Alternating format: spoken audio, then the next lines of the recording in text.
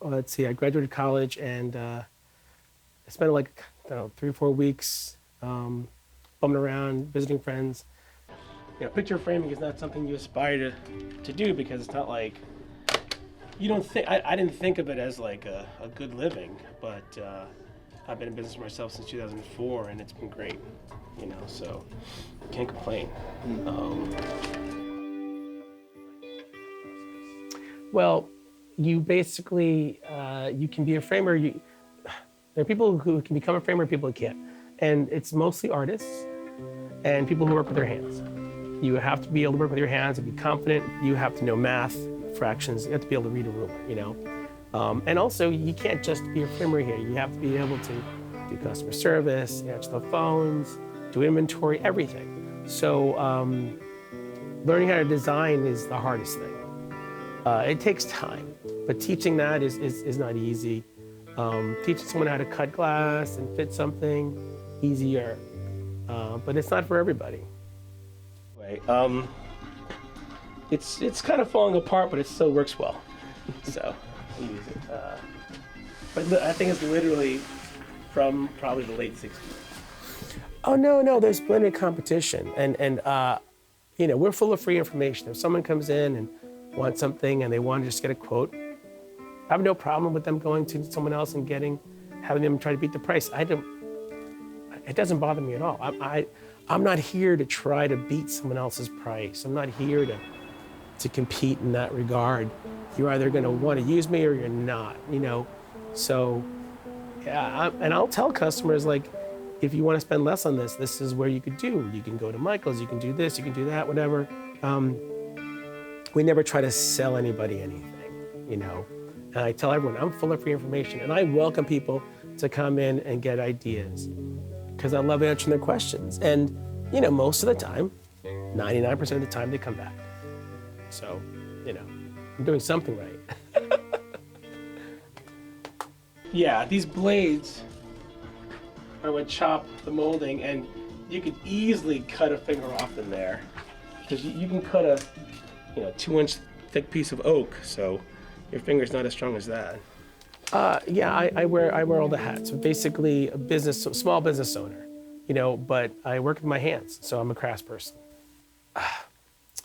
In my opinion, an artist is someone who does something because they have to. Like I have guitarist friends who can't not play guitar. I have artist friends who can't not do what they're going to do. I could stop doing this, but I would miss it, and I don't think I'd be myself anymore. So am I an artist? I don't know, maybe. But I love what I do, so I'm lucky in that regard. So yeah. Brian actually sewed this down in like 100 different places. And you can see it's not going to the edge. And we want to make it go like that so that you don't see the white background so much. So I'm going to just sew it down to bring it to that edge. If you think about it, we're a dinosaur. People don't have cobblers anymore. I mean, there's still tailors out there, but I'm not trying to make people use tailors. So, we are craftspeople, and we're called by customer service. And so most businesses are detached from the customers nowadays, it seems. You can do things online all day long. You can go buy whatever you want now. You really can't get a custom frame made online. You can, but you're not, the separation is such that it's still too, doesn't work yet. And I'm not sure if it ever will. So what we offer is really an experience, If you want to get something custom framed and design it, you're gonna have hopefully a positive experience here. You're gonna enjoy it. And so it's a small business where you actually are involved and you interact. You're not detached at all. And so, I think that's kind of rare nowadays. There's only so much we can do with this. I mean, I don't know, you want to go up?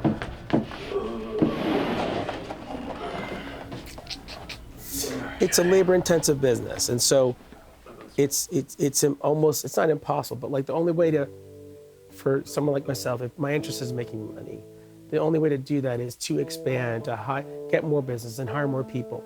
But then you become extended. You're not nearly as close to the art or the customers. So, you know, for people who are passionate about what they do, like myself, there's kind of a limit to, you know, how big you're going to get and how much work you're going to do. You know, picture framing, any kind of labor-intensive business like this, if you're passionate about it, it's not the thing to get into if you want to make a lot of money. So, you know, I would like to think that your generation, people your age, are more focused on finding what you want to do. And that's still the truth. It's just finding it. You know, I got lucky. You know, there's some amount of luck in what happened to me. It's like Christmas every day here. People come in, we bring out their frame, we open it up, we show them. They love it. We wrap it back up and send them on their way. So, you know, what's not to like? It's funny. I got on the phone with someone who wanted to sell me a new one. This is like 3 years ago. That's the key. Being passionate about what you do. You've been liking it, enjoying it, and loving it. Hopefully. All right. Awesome. Yeah, I think we're good. All right, man. Thanks, guys. I said, is the quality of your new ones any better than the quality of your old ones? And he said, nope. And I said, okay, I guess I don't need a new one.